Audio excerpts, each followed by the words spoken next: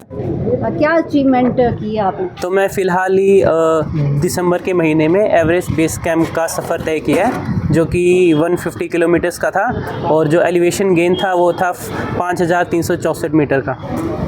कितना मुश्किल भरा रहा ये सफ़र? तो ये मेरा जो सफ़र रहा वो था, हमें 8 दिन तो जाने में लगे और 3 दिन आने में, और जो टेम्परेचर ड्रॉप वहाँ बेस कैंप पे हुआ वो था -30 डिग्री का।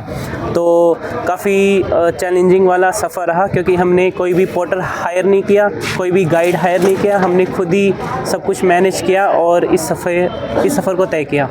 आप अकेले थे या आपके साथ और भी था? तो ये सफ़र मैंने अपने एक दोस्त के साथ तय किया था, वो और मैं, हम दोनों ने एक साथ सफ़र पूरा किया।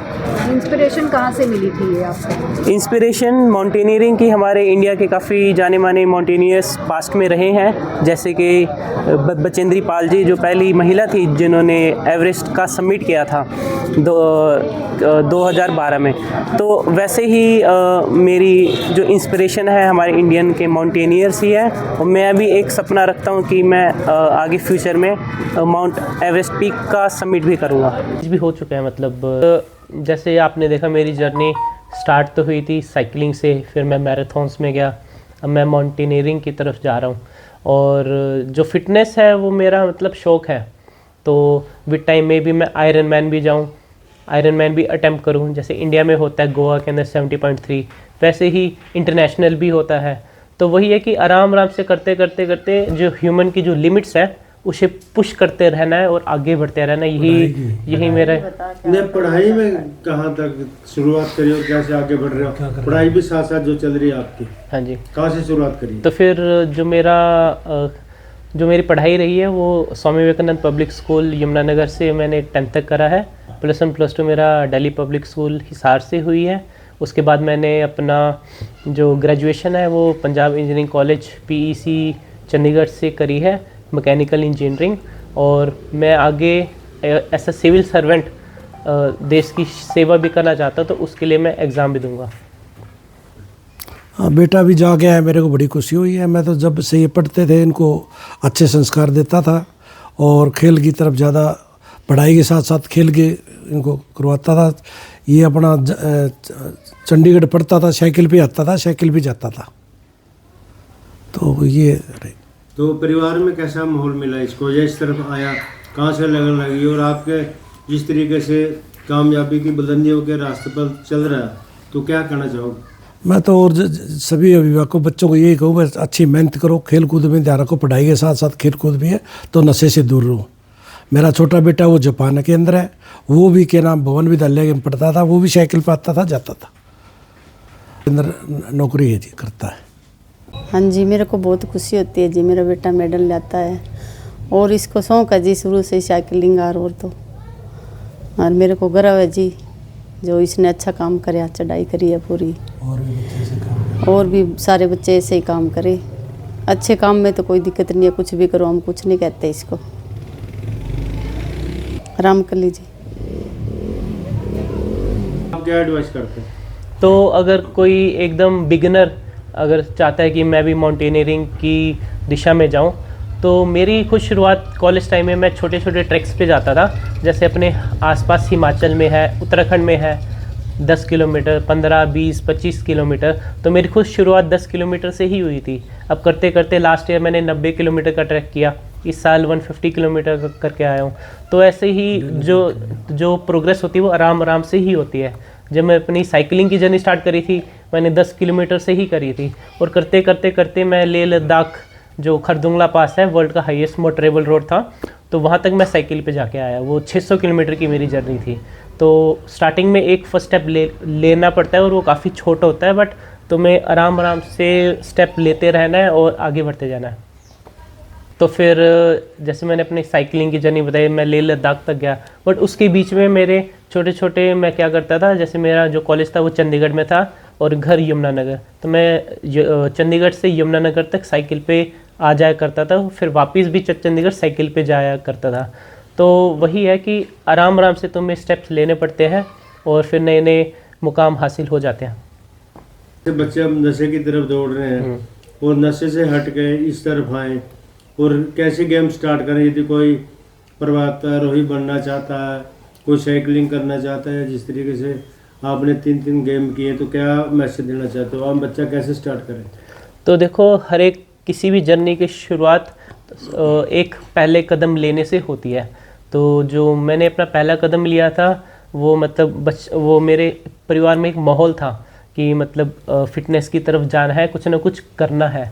तो विद टाइम करते करते वो एक आदत बन गई है। तो मैं तो ये कहूँगा कि एटलीस्ट ये नशे से दूर होके कुछ मतलब ऐसे नशे करो जैसे मेरा है कि पहाड़ चढ़ना है।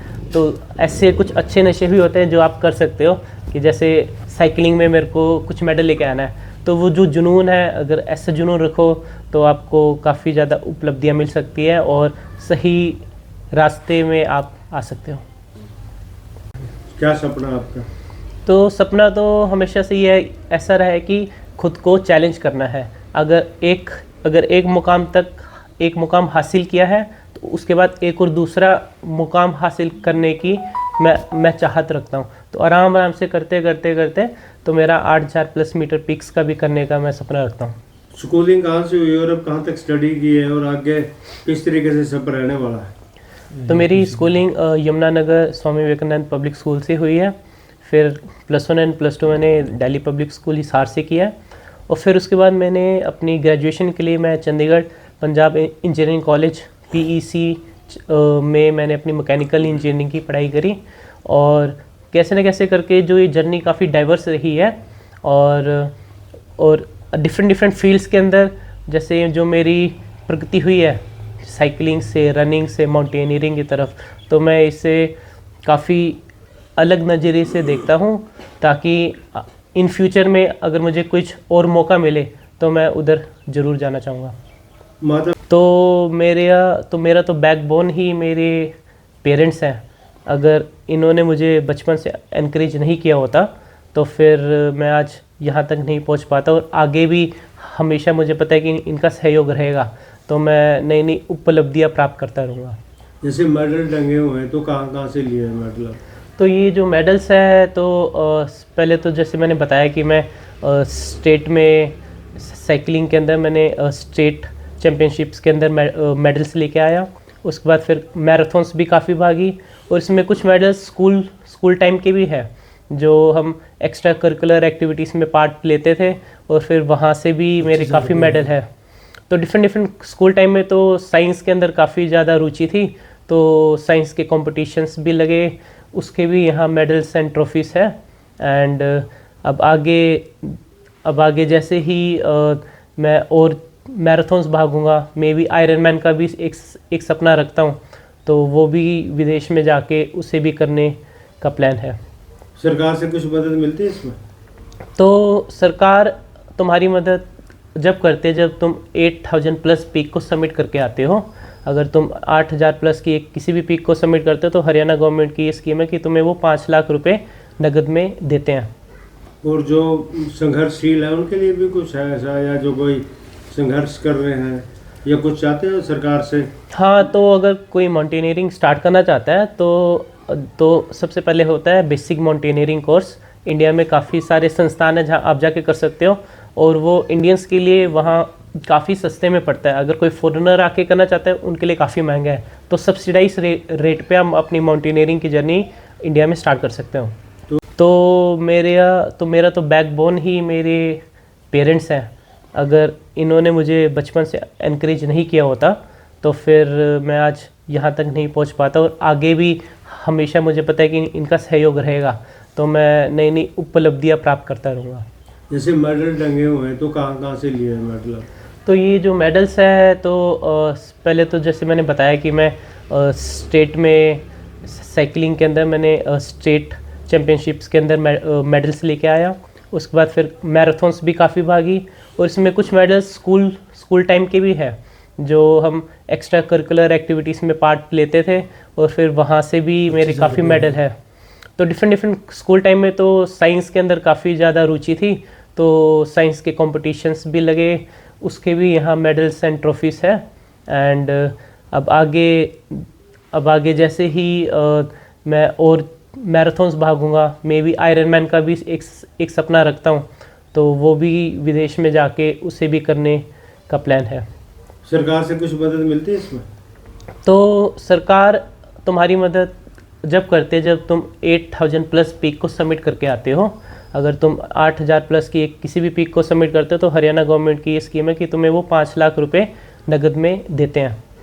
और जो संघर्षशील है उनके लिए भी कुछ है ऐसा, या जो कोई संघर्ष कर रहे हैं या कुछ चाहते हैं सरकार से? हाँ, तो अगर कोई माउंटेनियरिंग स्टार्ट करना चाहता है तो सबसे पहले होता है बेसिक माउंटेनियरिंग कोर्स।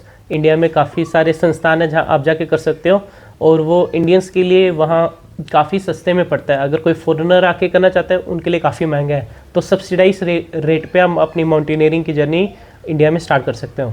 तो क्या सपना आपका? तो मेरा नाम दुष्यंत जौहर है और फ़िलहाल ही मैं एवरेस्ट बेस कैंप के समिट तक जाके आया हूँ, जिसका एलिवेशन है वो है 5364 मीटर। और जो मेरा ये सफ़र रहा है वो 11 दिन का रहा है। 8 दिन मुझे जाने में लगे और 3 दिन आने में लगे, और टोटल में 150 किलोमीटर की ये ट्रैकिंग रही है। तो आपके मन में सपना कैसे आया भाई जाना, और आगे क्या बनना चाहते हैं? सो मेरा लास्ट ईयर जब मैं नेपाल गया था तो मैं अन्नपूर्णा का बेस कैंप का सबमिट करके आया था, जिसका डिस्टेंस 90 किलोमीटर्स था और एलिवेशन जहाँ तक जाके आया था वो था 4100 मीटर। तो फिर उस समय एक नया ड्रीम पैदा हुआ था कि अगले साल एवरेस्ट की बेस कैंप तक जाके आना है, जो उससे ज़्यादा चैलेंजिंग था। तो अब जैसे ही मेरा ये पूरा हुआ, अब मेरा जो अगला जो सपना है वो है 6000 प्लस मीटर तक जाने का, और धीरे धीरे करते करते 8000 प्लस की पीक्स भी जाने का मैं सपना रखता हूँ। तो जैसे कि मैं बता रहा था कि 8000 प्लस मीटर तक जाने का सपना रखता हूँ। जैसे कि हमारे पूर्व में जो हमारी पहली महिला थी श्री बचेंद्री पाल जी, उन्होंने 1984 में माउंट एवरेस्ट सबमिट किया था। तो माउंट एवरेस्ट की जो पीक की जो हाइट है वो है 8848 मीटर। तो मैं वो भी किसी एक दिन जाने का सपना रखता हूँ। तो रात काल से स्कूलिंग कैसी हुई और क्या क्या आपके शौक हैं? तो मेरे घर से हम हमेशा से फ़िटनेस को प्रमोट किया है, इसलिए मैं कॉलेज टाइम से ही फ़िटनेस में काफ़ी था। तो जो मेरी फ़िटनेस जर्नी की जो स्टार्टिंग हुई थी वो चंडीगढ़ से हुई, जहां मैं साइकिलिंग में मैंने पहले स्टेट में काफ़ी मेडल्स लेके आया, और फिर चंडीगढ़ को मैंने नेशनल लेवल पे 2 बार रिप्रेजेंट भी किया। आराम आराम से करते करते साइकिलिंग के बाद मैं मैराथन्स में गया, फिर मैं हाफ़ मैराथन्स भागा। अब धीरे धीरे करते मैं माउंटेनियरिंग की तरफ जा रहा हूँ, जिसकी अब शुरुआत मतलब फाउंडेशन बन चुका है।